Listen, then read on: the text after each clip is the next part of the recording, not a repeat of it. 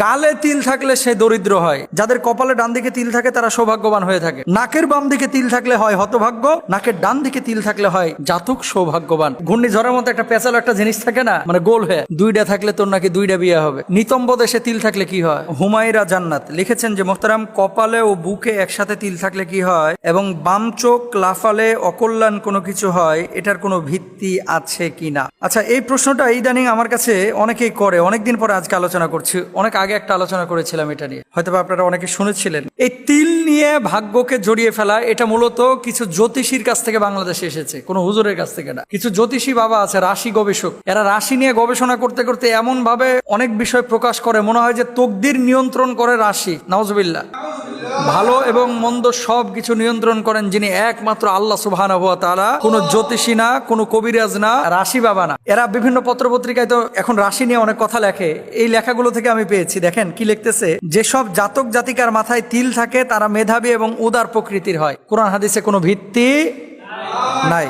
2 নম্বর, গালে তিল থাকলে সে দরিদ্র হয়। তো গালে তিল তো অনেক শিল্পপতিরও আছে, আরব বিশ্বের, ভারতের গালে তিল, এবং বাংলাদেশের প্রসিদ্ধ অনেক মানুষেরই গালে তিল আছে। আমি নাম বললে আপনারা অনেককেই চিনবেন, অথচ ওরা বলতেছে গালে তিল থাকলে দরিদ্র হয়। মিথ্যা কথা। 3 নম্বর, যাদের কপালে বাম দিকে তিল থাকে তারা নানারূপ কুমতলব আটে, নানারূপ কুমতলব আটে। মিথ্যে কথা। যাদের কপালে ডান দিকে তিল থাকে তারা সৌভাগ্যবান হয়ে থাকে। কপালে তিল থাকলে সৌভাগ্যবান হয়, নিতম্ব দেশে তিল থাকলে কি হয়? প্রশ্ন জাগে না? আমি যখন মাদ্রাসায় পড়ি, একটা ছেলে নতুন ভর্তি হয়েছিল, তো আমার 2 পায়ে আবার তিল আছে, এদিকেও আছে এদিকেও আছে, আবার 2 উরুর উপরে তিল আছে। উরুরটা তো আর দেখা যায় না, এটা তো আমি দেখি, কারণ ইন্টারনাল জিনিস। কিন্তু পায়ের পাতায় 2টা তিল আছে। দোস্ত তুই তো বিদেশ যাবি, পায়ের পাতায় তিল থাকলে তোর বিদেশ যাওয়া হবে। তো পায়ের পাতায় তিল থাকলে বিদেশ? মিথ্যে কথা। এই সমস্ত জিনিস কোনো ভিত্তি নেই। মাথার উপরে তিল থাকলে, ওই যে দেখবেন অনেকের ওই যে কি করে, মাথার এই কোনায় যেখান থেকে চুলের উৎপত্তি হয়ে তো এখানে একটা বাঁক নেয়, এটা আমাদের দেশে বলে, মানে আমাদের গ্রামে বলে টিক্কা। টিক্কা এই যে এখানে ঘূর্ণিঝড়ের মতো একটা পেঁচালো একটা জিনিস থাকে না, মানে গোল হয়ে, দুইটা থাকলে তোর নাকি দুইটা বিয়ে হবে, এরকম কথা অনেকে বলে থাকে। মিথ্যা কথা, কোনো ভিত্তি নেই। ঠোঁটের উপরে তিল থাকলে জাতক হয় কর্তব্যপরায়ণ, ঠোঁটের নিচে তিল থাকলে সে হয় ভোগী এবং বিলাসী। ঠোঁটের নিচে তিল আছে এরকম অনেকে ভিক্ষাও করতেছে কারণ বাজারে। ঠোঁটের নিচে তিল থাকলে এই হয় সেই হয়, মিথ্যে কথা। নাকের বাম দিকে তিল থাকলে হয় হতভাগ্য, নাকের ডান দিকে তিল থাকলে হয় জাতক সৌভাগ্যবান।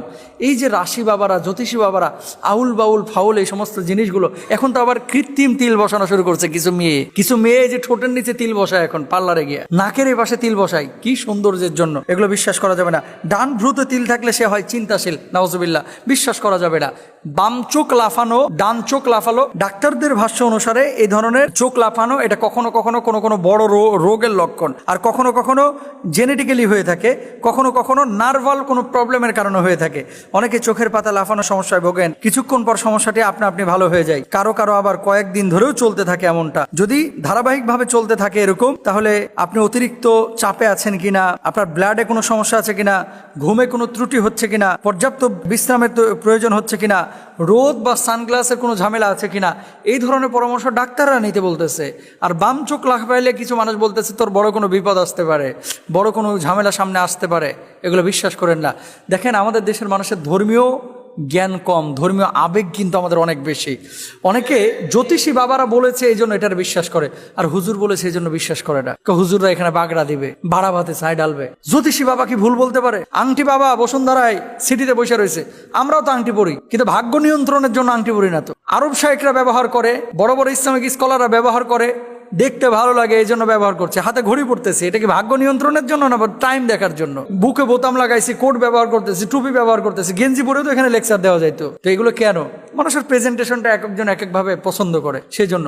কিন্তু আপনি বসুন্ধরা সিটিতে যান, কিছু বাপ আছে এরকম, এদেরকে আবার বাবা বলে সম্বোধন করে, অমুক বাবা, তমুক বাবা, লালসা বাবা, কালাসা বাবা, হলুদসা বাবা, ফুতুসা বাবা। বাবার এক একটা আংটি বেচে, এইটা সাথে রাখলেই তো সব মুশকিল আসান হয়ে যাবে। আচ্ছা ভাই, মানলাম হাতে রাখলে সব মুশকিল আসান হবে, তো তুই তোর মুশকিল আসানটা কেন করতে পারতেছিস না? ওখানে দোকানদারি কেন করতেছিস? তুই নিজে মুশকিল আসান করে আংটি, তুই এক হাতে একটা, আমি তো একটা লাগাইছি, তুই 10টা আংটি লাগা, হাতের আঙ্গুলে না পায়ের আঙ্গুলেও লাগা। যদি ইন্টারনাল কোনো জায়গায় লাগানোর দরকার হয়, এক্সটার্নালের পাশাপাশি এখানেও লাগা। এগুলো ভাওতাবাজি, এগুলো ভণ্ডামি, এগুলোর ব্যাপারে সচেতন হতে হবে। আল্লাহ তাআলা আমাদের সবাইকে তৌফিক দান করুন।